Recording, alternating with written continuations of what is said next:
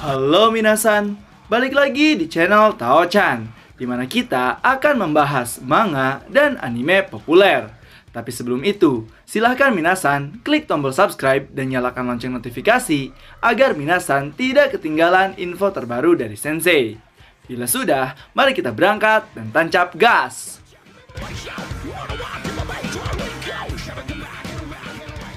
Oke minasan, pada video kali ini Sensei akan membahas terkait manga Tengen Hero Wars, yang mana pada pembahasan kali ini adalah pembahasan chapter keduanya setelah kemarin Sensei mereview chapter satunya, yang merupakan intro dari manga ini sekaligus perpindahan dunia yang mana mengumpulkan para raja, jenderal, dan para pahlawan seluruh dunia dalam satu tempat untuk mendominasi satu sama lain.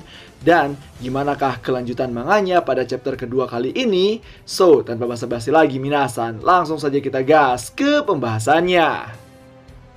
Chapter dibuka di mana diperlihatkan penyerangan 300.000 pasukan yang dilakukan oleh pasukan Ivan the Terrible ke wilayah tetangga, yaitu pasukan wilayah Zhugliang, yang merupakan raja ahli strategi dari Cina dinasti Han, di mana pasukan Ivan dipimpin oleh Masanori Fukushima yang merupakan jenderal Jepang yang menguasai Hiroshima. Di sini diperlihatkan Masamori yang membantai terus-terusan pasukan Zhugliang. Namun pada saat dia terus menyerang, Masanori langsung terkepung dari segala sudut. Tetapi dia dengan jiwa samurainya terus maju dan tidak akan membalikan punggungnya. Sehingga Masanori terus menyerang tanpa henti dan membuat jalan untuk para pasukannya. Hingga dia tercengang karena masih ada pasukan lagi yang terus mengepung dirinya.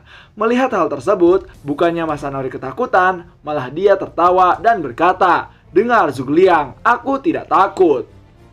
Kemudian, panel pun berpindah pada Oda Nobunaga yang sedang membaca buku sejarah para pahlawan di seluruh dunia, yang mana dia sedang membayangkan kedua ahli strategi terkuat dunia, yaitu Hannibal Barca yang merupakan jenderal dari Tunisia dan Zhugliang yang merupakan ahli strategi dari dinasti Cina, yaitu dinasti Shuhan. Kalau mereka bertarung, siapakah yang akan menang ya? Pikir dari Oda Nobunaga.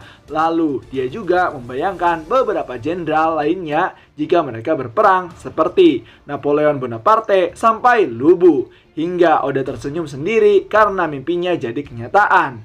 Namun pada saat itu dia langsung teringat bahwa tujuan utamanya di sini adalah untuk menyelamatkan adiknya sendiri.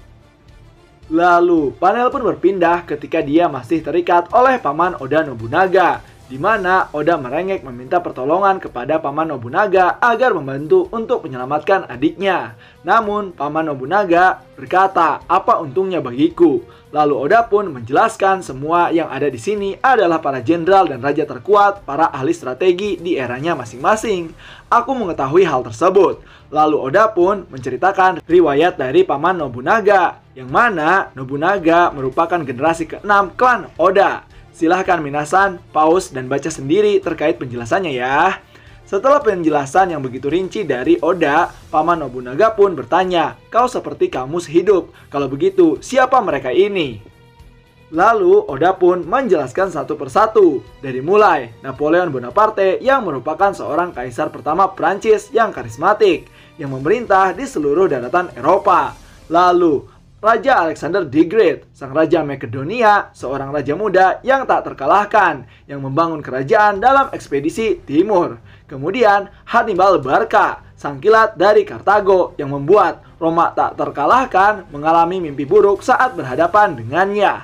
Lalu Zhugliang, kanselir dari dinasti Shuhan, yang jenius dari Cina, yang menggambar sepertiga dunia. Dan terakhir, seorang yang menaklukkan negara-negara di Jepang agar berhenti berperang dan meletakkan dasar untuk persatuan dunia, yaitu generasi ke-6 Oda Nobunaga.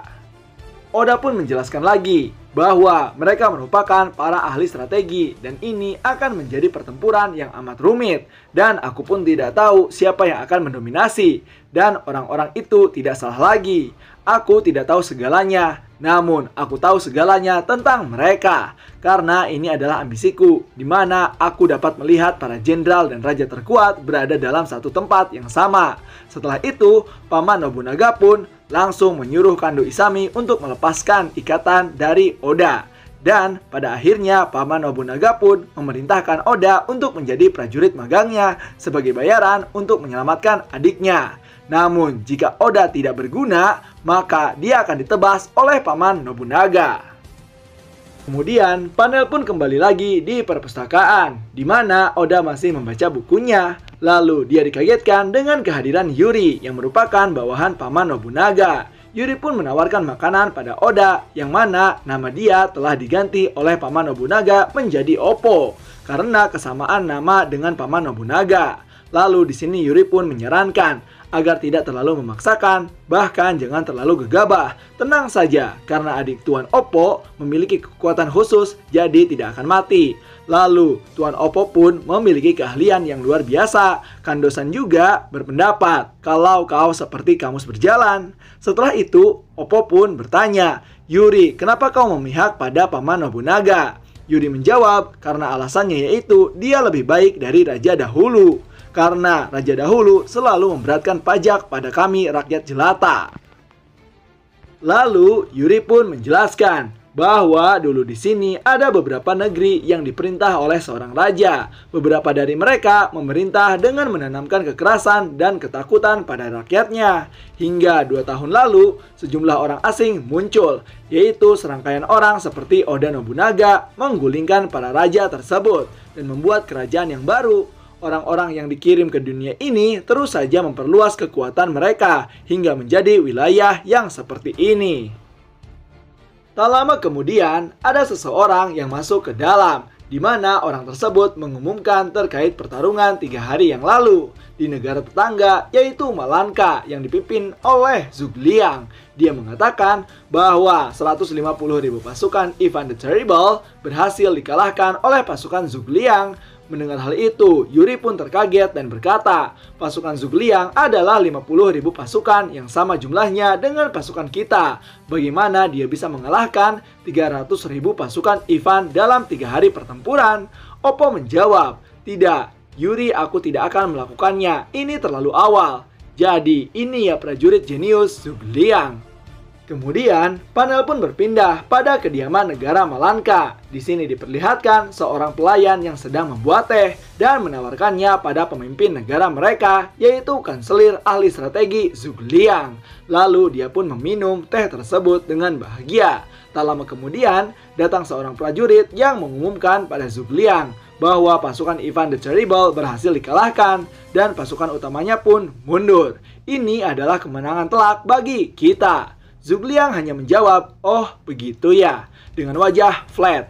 Orang-orang yang mendengar itu terkaget dan bertanya, apakah Anda tidak senang? Zhuge Liang menjawab, aku tidak suka akan peperangan, aku lebih suka menghirup aroma teh yang nikmat. Setelah itu, Zhuge Liang pun keluar karena mendengar pasukan garda depannya telah kembali, di mana para prajurit bersorak atas kemenangan mereka.